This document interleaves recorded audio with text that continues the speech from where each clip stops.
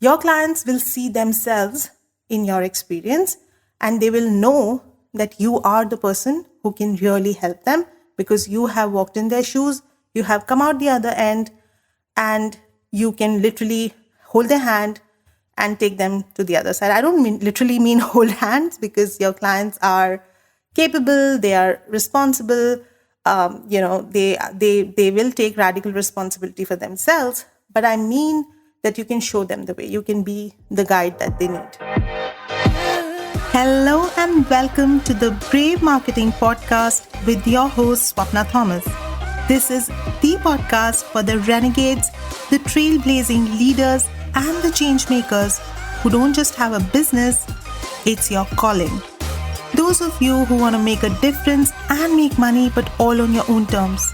I'm on a mission to show as many life coaches as possible how you can have more income, more impact, and infinitely more fun by being unapologetically and bravely you and breaking all the rules. I have created 5-figure months with no paid ads, a tiny list, and zero complicated sales funnels. Simplifying marketing and teaching you how to use it for good in the world is my zone of genius. With this podcast, I'm here to share weekly episodes on the soul and the strategy of marketing, mindset, money, and everything online business. Let's dive into today's episode.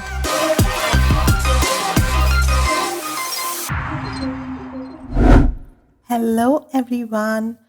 Today, we are going to talk about one of my favorite topics ever, content. Content is literally the bloodline of your business. Creating content that attracts, nurtures, and converts your dream clients is honestly, in my eyes, it's a money-making activity. And I know that a lot of coaches say that content is not a money-making activity and instead sales is, right? Selling in front of people is, right? But if you create powerful, potent, and magnetic content that speaks to your soul clients, talks to precisely what they want and desire in their life, and you can show them how they can have all of that and how can they get there, then your content can actually do all the selling for you. It can do all the heavy lifting for you. Seriously, you can skip sales calls. You can make 4-figure sales in your DMs and sell out your programs only with your content. Now, you might be thinking that right now, even creating daily content feels like an exhausting task for me. So how am I supposed to create this potent, magical, powerful content? This is exactly why I have created this episode with not one, not two, but 10 ways to create powerful content ideas that actually convert, right? So without any further ado, let's dive right into it. So the first powerful way to create powerful content ideas, and honestly, this is the most foundational piece, is understanding your soul client's journey, knowing very, very deeply and clearly where your clients are right now and where they want to be and what's standing in the way, right?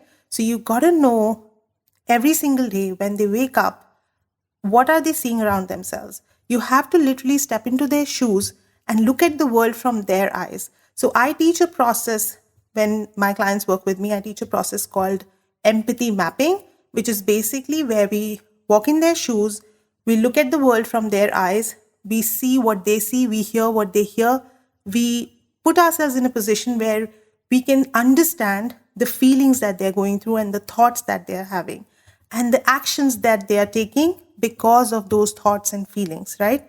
And we speak to all of that in our content. And that literally dials up the magnetism of your content so much because your clients feel like, is she in my head? How does she know this? Can she read my mind? But you're not reading her mind. You are just looking at the world the way she's looking at.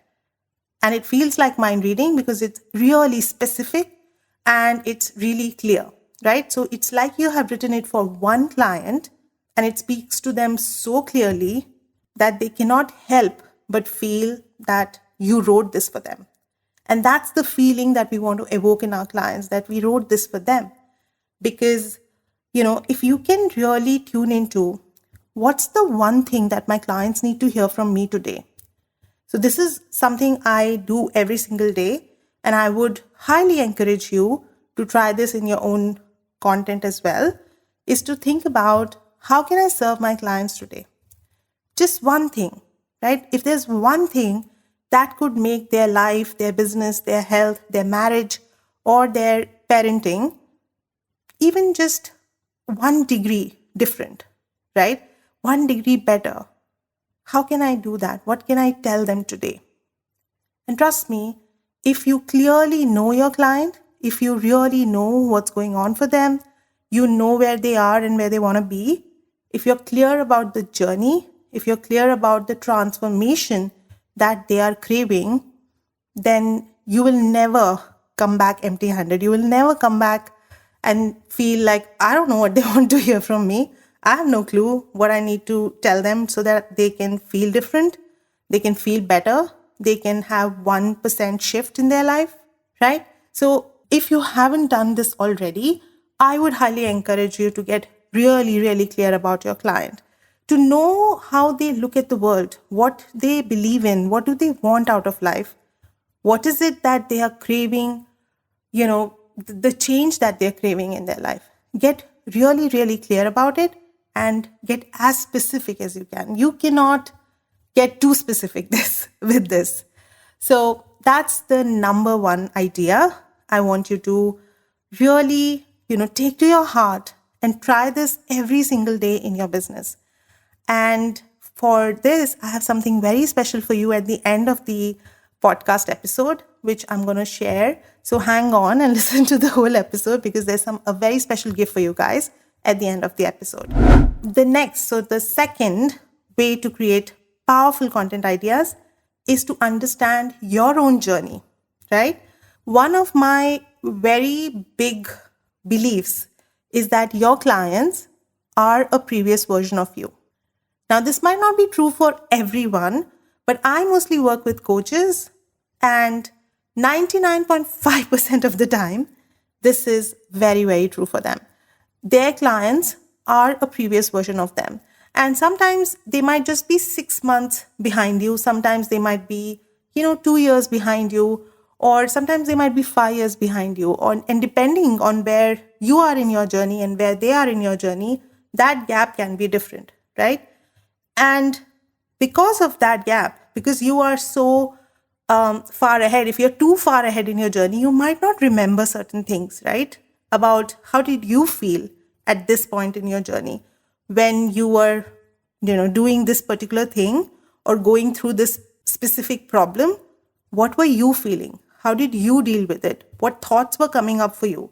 So you might not remember them, but it's so worthwhile to put yourself back into that space, really go through your journey and look at those storylines in your story. So one thing I get my clients to do is to map out their entire storyline, really from the very beginning of, sometimes we go all the way back to their childhood and we map out their entire storyline. If that's relevant to their clients, we start way back there and we map out the big milestones in their journey, and we see how this can serve a specific client at a specific point in their journey.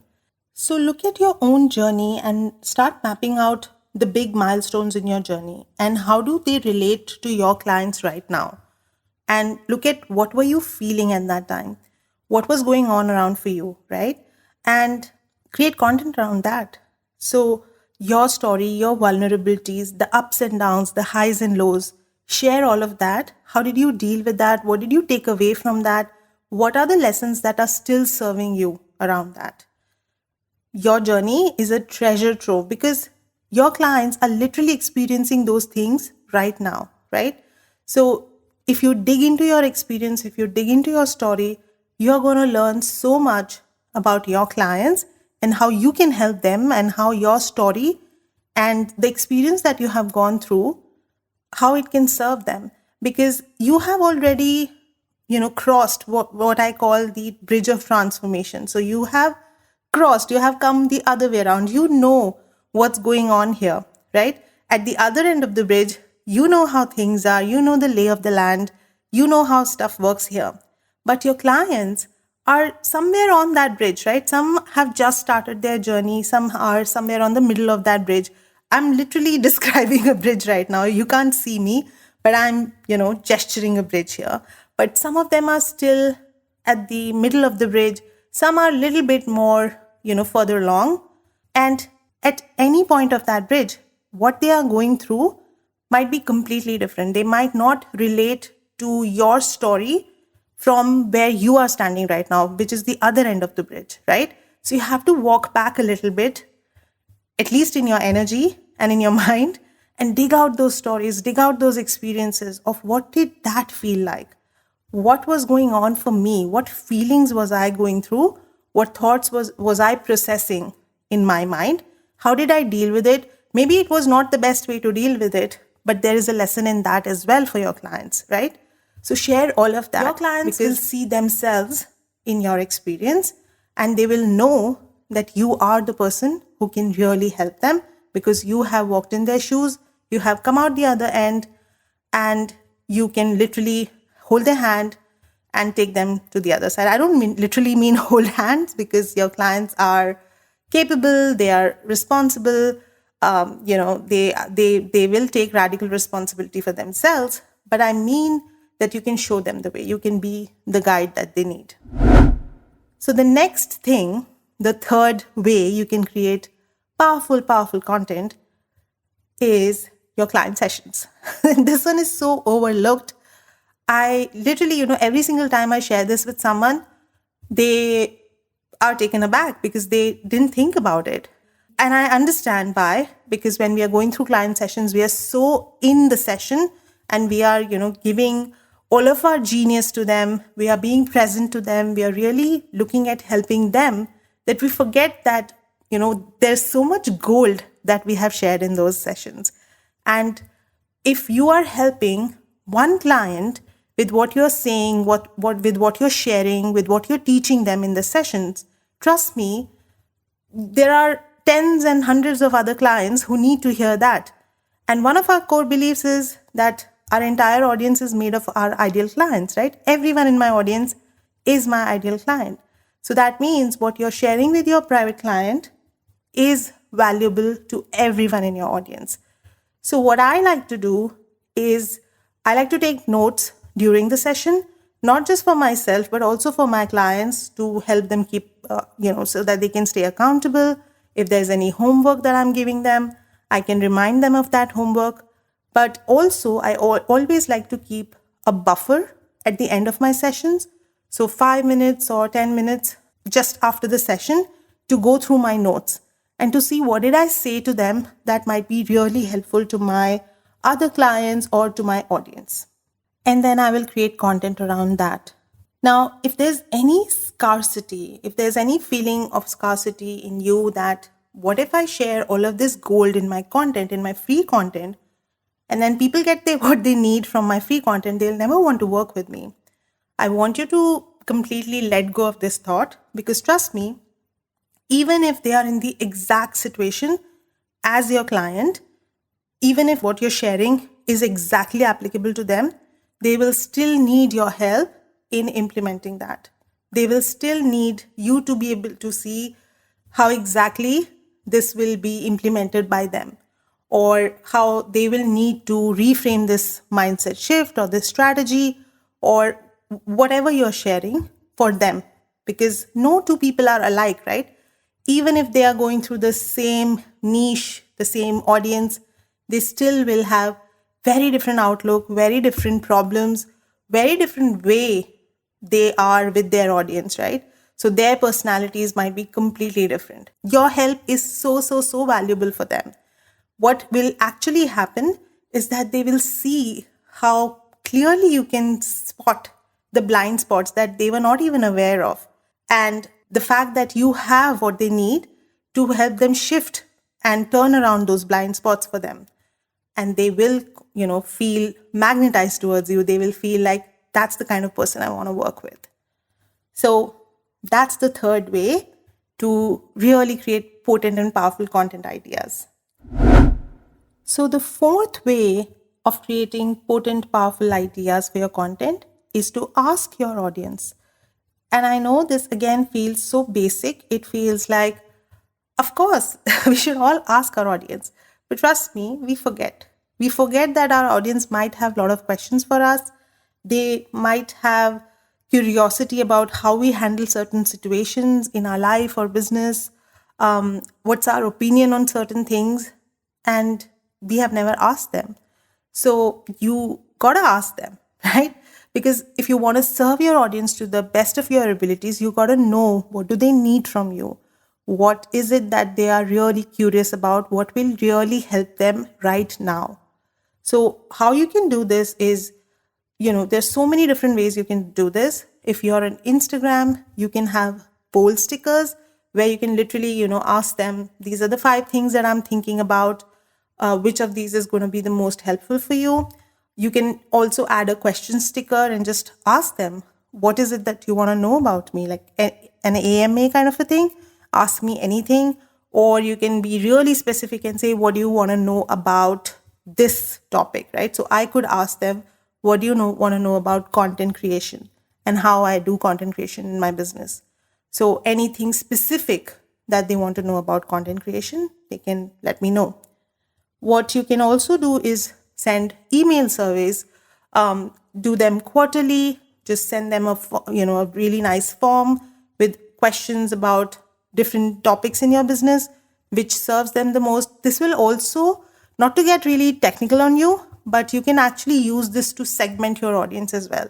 Because sometimes as we are going through our business, we might be making a lot of pivots in our business. So we keep adding audiences which has different desires. They are at different points in their journey, but we are sending all of them the same content. So to get to know your audience, to get to know what will serve them the best at the point that they are in their journey, it might be really helpful to do a survey to ask them, where are you in your journey? What will serve you the most? What do you want to know more about? What do you want to see less of?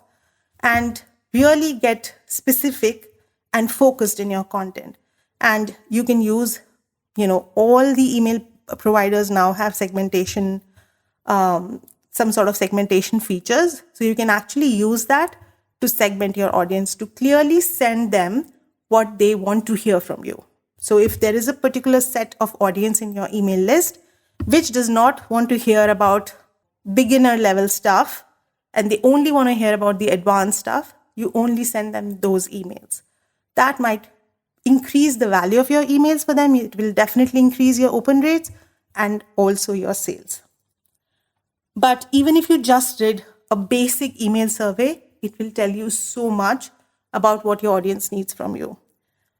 And, to just make it really simple for yourself, you could literally ask some of your audience, those people who open all your emails or those people who are most active on your Instagram, to just come on a coffee chat with you and just have a conversation with them to understand what do they want to know from you, what will really help them right now. If you were going to create more free content around it, it would literally be so helpful for them. So just have a conversation. Sometimes, because we are so online right now, we forget about having these face-to-face conversations and just looking at people like human beings. So take it back to the basics. Just have a conversation with your clients. So this fifth one is really juicy. And this is again something I get all my clients to work on, whether they work with me in my private coaching or they have worked with me in any other programs. This is something I really emphasize on, and that is your brand manifesto. So what is a brand manifesto? It's basically a tangible document which expresses your values, your personality, and your zone of genius, right? What is the unicorn factor about you? It just sets you apart from your competition, because no two people or no two businesses can have the exact same manifesto. There will always be something different. It also sort of provides you a North Star in your business or an internal compass to ensure that you are doing what you say, and what you believe in. So everything that you do in your business, how you show up, how you market, how you share your ideas, what kind of ideas do you share, all of that is aligned with your values, your core beliefs, and your personality. So this is not something just to check off of your list, but it is actually an intensive process which will give you massive clarity about your purpose, your vision, and how do you want to run this business? How do you want to market? How do you want to show up for your audience? So really take your time. If you do this exercise, take your time. And what this does, having a manifesto, what this does for you is that it creates, or rather it shows your dream clients who you are. It's this one big package of, everything that they need to know about you, they get to know from that manifesto. And you don't have to, I talk about sharing that manifesto in different ways in your branding, whether it's on your website or in your content. But just creating the manifesto in itself is such a beautiful exercise because it shows you what your brand is all about. And then you find so many ways to share that and trickle that down in your content. So your manifesto will mostly contain your values, your opinions, and your vision, and it will align your business with your personal values. It shows your audience all the things that matter to you and what your true priorities are, right? So what do you want out of your life? What do you want out of business? What is your purpose here? What are you here for? How do you want to be remembered? What kind of legacy are you creating with your business? What do you stand for? What will you never tolerate, right? So it also talks about things that you believe in and things that you will never stand for, things that you will never tolerate in your business. So you can use all of those things as content prompts, as things that you can share with your audience. Because trust me, when you share these things, it creates relatability points with your audience because they see the values that match, that align. And it will also act as a filter for those people who are not aligned for you, who will never feel that they want to be a part of your brand. So they will sort of self-select themselves out. And you want to do that faster, right? Because you want to build an audience of your soul clients. So for that, you want to be really, really loud and proud about what you stand for and what you will never tolerate, so that those who don't align with it, those who cannot see themselves in your brand, they can sort of peace out and leave you with an audience that is full of your soul clients, right? Because you don't ever want to tiptoe around your audience. You don't want to feel like you have to walk on eggshells because you can't say a thing in a certain way and it might, not go down well with your audience. So to be able to fully express yourself, you have to be clear with your values. You have to be clear with what you stand for.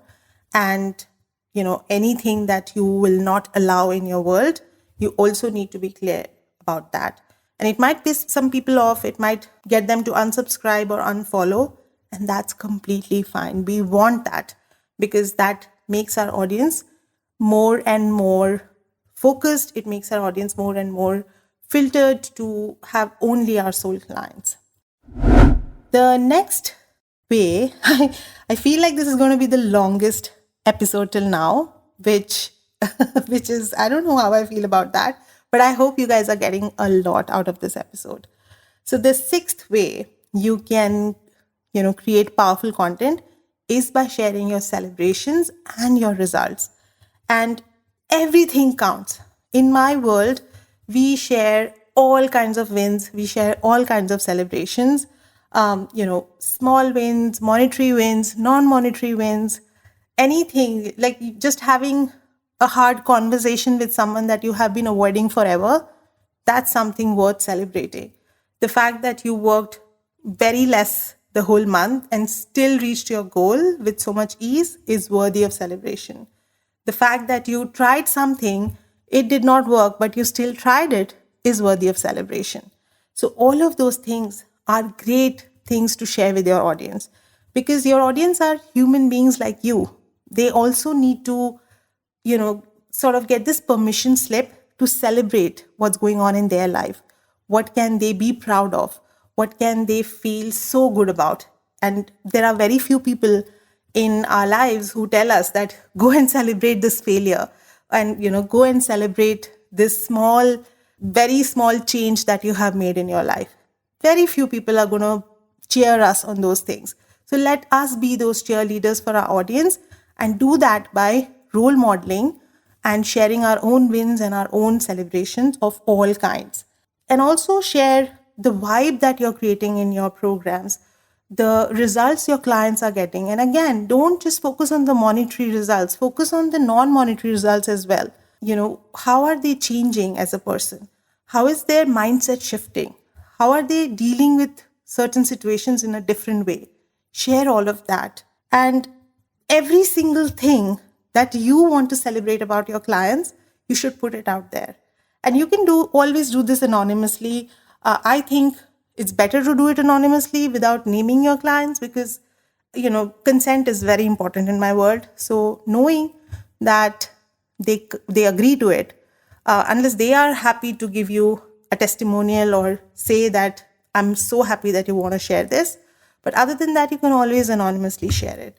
The thing is that every time someone in your audience sees those celebrations, sees those results, sees those wins, it is evidence for them that it's possible for them as well. So they feel elated, they feel empowered, they feel that this is working for them, and they just need to keep going. So it's such a powerful way of helping your audience, just by sharing your wins, just by sharing your clients' wins as well. The next way is to look at your own social media content. Everything that you're already putting out there, what kind of response are you getting for that? Are people asking you follow-up questions? Are they getting into your DMs and are they asking, how can I do this? Or how will this work for my situation? So you get to use all of that in your content. But if you don't have a big audience, and if you feel like I don't get that many responses or I don't get that many comments, that's perfectly fine. If you're following people in your niche who are further ahead of you, who do get a lot of comments and who do get a lot of engagement, go and look at their content. And instead of comparing yourself with them, and instead of, using it to put yourself down, use it as research. Use it to see what kind of questions are people asking in their comments. What kind of experiences are they sharing, right?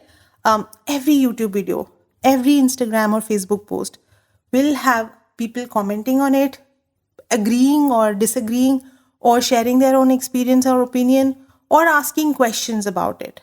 And sometimes the person who has posted it might be answering them, but a lot of times they might not be answering them, right? So you can use those questions in your own content. Even if they have answered them, you might have a different perspective on it. So use that to create content. Another great way that I used to do a lot, now I don't do it that much because I already have so many content ideas buzzing in my head all the time. What I used to do was I would go on Amazon.com, and you can still try it. It will work for every single niche, whatever your niche might be. Go to Amazon.com, go to the books and type out your niche, right? So let's just take for an example, you're a marriage coach. So look at books about marriage. There will be thousands of books, right? Take the top 10 recommended books or so, go to the reviews of those books and look at the most complimentary reviews and look at the most critical reviews, the top 2 complimentary reviews and the top 2 critical reviews. So the complimentary reviews will tell you what did they like about the book, what concepts really helped them, what were they able to implement in their own life or their marriage from that book. And if you look at the critical reviews, they will tell you what was missing, right? What was not helpful for them at all, or what they cannot wrap their head around or did not feel practical to them at all. You can use all of that to create your own content. You can address that gap. You can fill that gap through your own content, or you can leverage on what is really working for the audience and do more of that in your content. So just a sneaky tip for you guys. It feels like cheating, but it's not. Honestly, it's all there out in the public. Anyone can go and use this information. So that's seventh way of getting ideas that feel so juicy that your clients cannot help but love them. Now, the eighth one, and this might not work for everyone, but definitely works for me, definitely works for my clients, is to go and look at your own journals. If you are into journaling, then don't throw them away, because especially if you have been keeping journals for a while, and you know how I mentioned that your own journey is such a treasure trove of what can help your clients. If you go back and look at your journals, you might actually find the thoughts and feelings that you are going through during that time. But also, even now, when I'm journaling, I am basically creating mindset shifts for me. I am training my brain to look at certain situations in a different way. And all of that is something my audience can use. All of that is so helpful for my audience. The way I'm talking to my brain, the way I'm managing my thoughts, the way I'm managing my feelings, or sometimes not managing them, right? Even that is helpful to share. So look at your journals, look at how you are processing things, and what kind of beliefs are you creating for yourself? What is feeling empowered to you? What thought or what belief or what affirmation? I don't really use the word affirmation so much, but yeah, let's just call it like what affirmations are helping you really feel empowered in your business. Share those with your clients. Share that feeling of empowerment, that feeling of encouragement and inspiration with your clients. So that's number 8. We are so close to the end. So just hang on, guys. Number 9 is consuming content. You know, I am a bit iffy about sharing this because it's so easy to fall into the black hole or the rabbit hole of, just going on this spree of consuming others' content. But if you do it in a way that actually supports you and actually it helps you, it can be very powerful and it can help you create some amazing content. So the biggest rule with that is use this as a principle, use it as a guideline, however you want to call it. Create more than you can consume. Always create more than you consume, right? And when I say take inspiration from the content that you're consuming, I also don't mean copy anyone's content. Like just putting that out there, it definitely does not mean copying anyone's content or just lifting stuff from their pages and reusing on your content. But it means that you get creative with what you're consuming, right? So for me personally, I do not like to consume a lot of content from my niche. I don't watch a lot of videos or interviews of people in my niche. Very, very selected few. I only listen to the podcast of my coach or someone I had worked previously with. Very, very few people, couple of people, that's it. And other than that, I do not like to consume content from my niche. I listen to people from different walks of life and I take what is inspiring me from those conversations or those insights, those mindset shifts, and apply that to my niche. So just to give you an example, I love watching interviews of artists, especially writers, musicians, or filmmakers. I love to listen to their process of creativity because I inherently believe content creation is an art and I am an artist. So I do like to listen to their process. How do they work with the feeling of imposter syndrome or just hitting a brick wall when it comes to content, creation? So I use those ideas and I adapt them to my niche. I look at how would I use this to teach my clients? How does this apply to my world? And similarly with books, right? I do not like to read a lot of books which are from my niche. You would never find me reading a marketing book, but I do like to read books about brain, neuroscience, because there is so much stuff that I can weave into my content. I can leverage that And sometimes also I might have an opposite view on that, right? I might completely disagree with it, and that also gives me content. So that is another thing I want you to sort of take note here, is that every single time you're consuming content, you can have and or approach to it, right? So when you're looking at something, when you're consuming something, you're really inspired by it, you want to add something to it, right? So that's an and approach. This is true. Everything that they are saying is true. And here is my take on it. And here is what also you can, add to this, apply more of this. Or you can have an or approach where you say, I do not agree with this at all. And here is how I would do it. Here is what I teach my clients.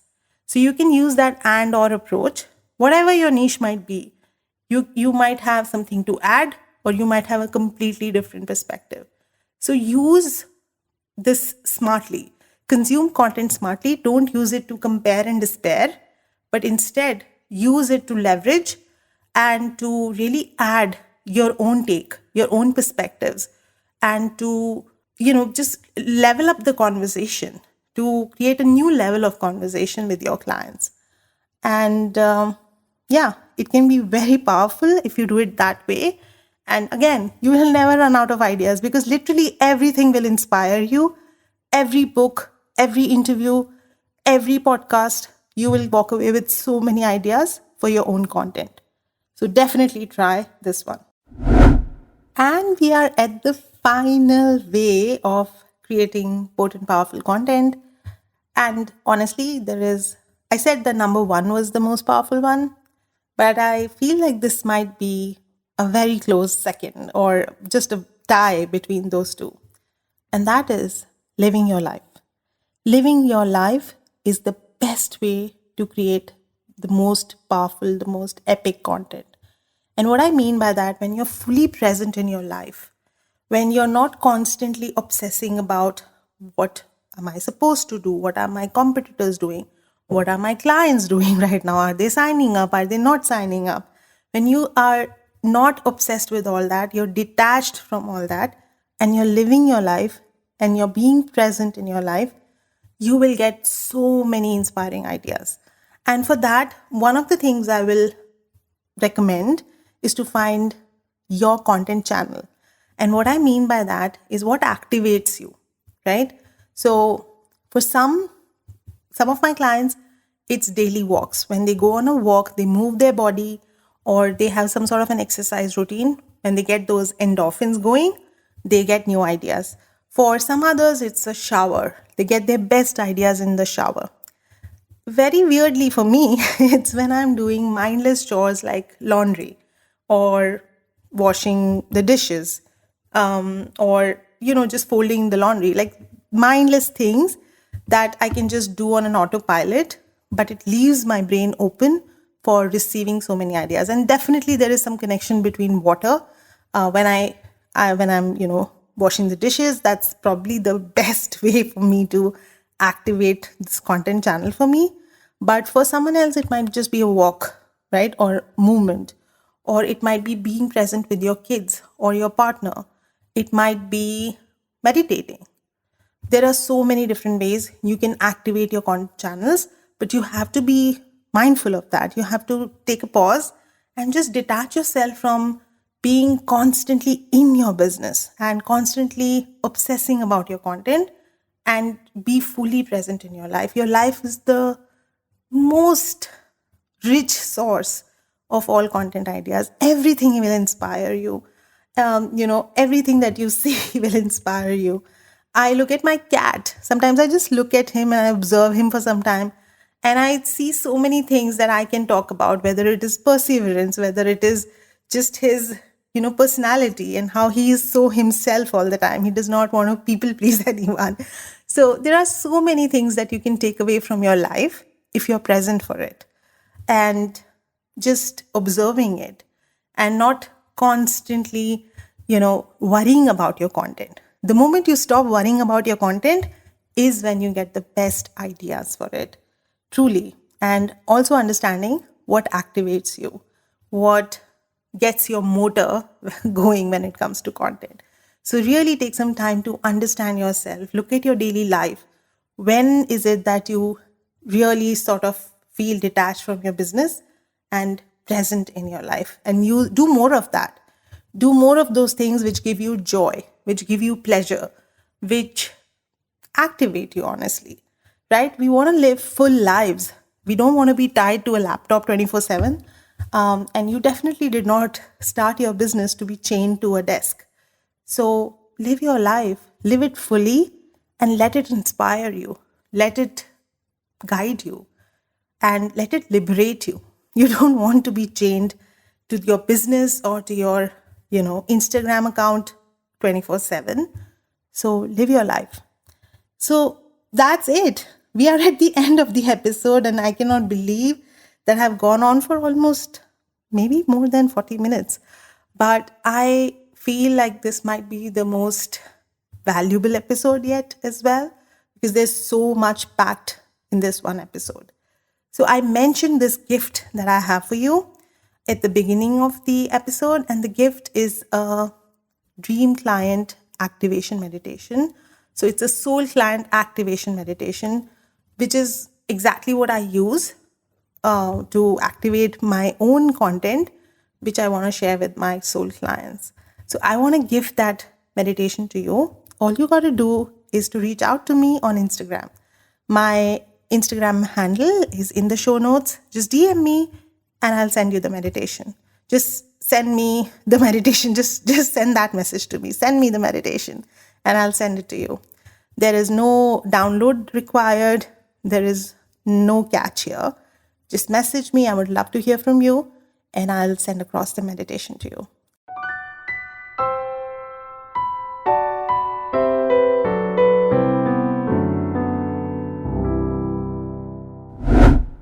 So that's it from me. This episode has gone on for a long time, but I feel like every little bit of this is juicy and it is gold. So don't forget to share this episode with anyone who might get a lot out of it. As always, there are quotables, shares on our website. You can use those to share these on your Instagram stories. And I am always open to your feedback and to know what helped you the most from this episode. So until I meet you next week, have a great day, week, month, whenever you hear this episode, and stay brave.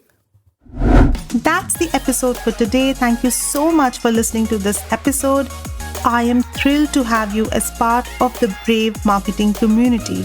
Because this podcast is still brand new, it would mean so much to me if you could leave a 5-star review, as that will make it easy for other brave hearts to find this podcast and grow our community of rule breakers. Until next time, have a brave week ahead.